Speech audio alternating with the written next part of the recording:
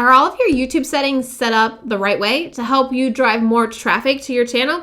I'm going to show you some settings that you need to make sure that you update to help you grow your YouTube channel.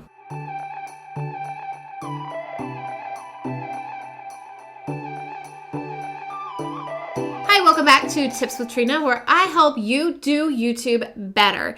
Now in this video, we're kicking off a brand new series called Quick Fix Friday. So in a quick video, I'm going to show you something that you can do to help grow your YouTube channel. So one thing you might not know is there's some settings inside of YouTube that you can tweak to really give YouTube some more information to know when to suggest your channel or your content. There's also some things that you can set up to make your workflow a lot faster. So I'm going to show you how to do those. Again, it's going to be super quick, something you can do as soon as this video is over. And if you do, let me know that you did that down in the comments. So let's get started. So to get to your advanced settings, you can go to youtube.com/advanced settings, or if you are logged into your channel, you can come into your settings and come down here to this little cogwheel in the new Studio Beta. So when you get here in advanced settings, you're gonna see your channel keywords. This is really important to have. These are words and phrases that you want YouTube to know your channel is about. These are keywords and phrases that really describe what kind of content that you're talking about.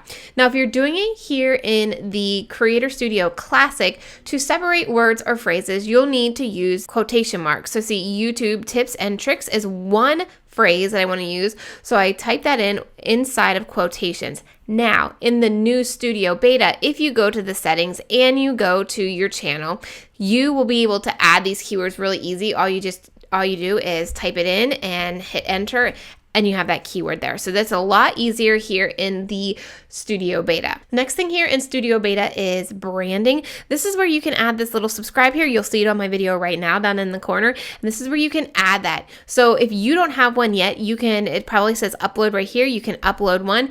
You can decide to do it at the end of the video, the custom start time. I like it at the entire video because all you need to do is hover over that little imagery that you see in the corner, and you can subscribe to my channel. Why wouldn't you want to have that? Another thing you can do here in general settings, if you prefer the Creator Studio Classic, you can actually default that here in this setting or stay with YouTube Studio Beta. I'd suggest staying with Beta and working through the kinks for now because that's the direction YouTube's going. Next thing we have here is upload defaults, and trust me, if you aren't doing upload defaults, you are taking so much time doing something you don't need to do. So what you can actually do is add text that you want to be in your video description box in every single video. I actually have a video on this. You can see it down in the description box below, but here, the same things that you add in every single video, like your subscribe button, your favorite videos, any of your affiliate links can all go in here to your upload defaults so that every single time you upload, it's all here. You don't have to retype it. One other thing that you should change here is your visibility. So your upload default visibility should be to private. Reason being, if it is private, this is going to allow you to schedule your YouTube video in the future. If you do unlisted or public, you're not able to schedule it in the future. I like to batch upload so that I have videos going out in the next couple of weeks and scheduling it to stay consistent.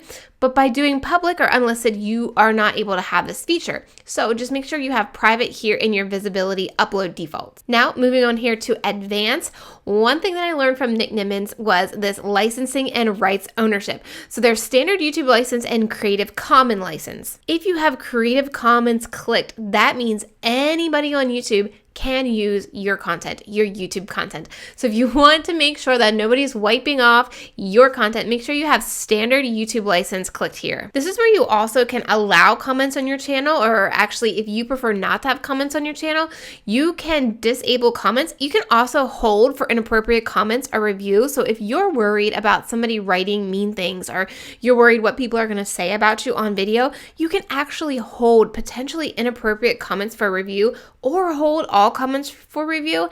And if you have like a virtual assistant or somebody else on your team, they can review those comments before you, so you don't have to worry about seeing anything mean. Moving here into the community section, you can actually add moderators. So if you have somebody that you want to, moderate your chat for your live. You can add them here. You can also block people, and you're going to see who you have blocked here in this section. You can also block words. So if people are saying mean things to you using the same types of words all the time, you can actually block these words right here. Now, to go to these other settings, we will have to go back to the classic YouTube Studio. So the one section that I want you to have clicked here in advance is down here at channel recommendations. Make sure you have allow my channel to appear in other channel recommendations. Otherwise, your videos aren't going to be served up beside other videos, and it's just really going to hurt your chance to grow if you're not allowing your channel to appear in other channels' recommendations. Here's one other thing that you can, if you feel better about, you can display the number of people who are subscribed to your channel, or you can actually not display that. If you're worried about starting a YouTube channel, you already have an established brand, you don't want people to see that you have a small subscriber account, you can actually hide that so people can't see. Once you have all these settings set up properly, let's get your first 1,000 subscribers on your channel. Watch the video that's on your screen right now where I'm going to walk you through exactly what to do to help you get to 1,000 subscribers. I'll see you over there.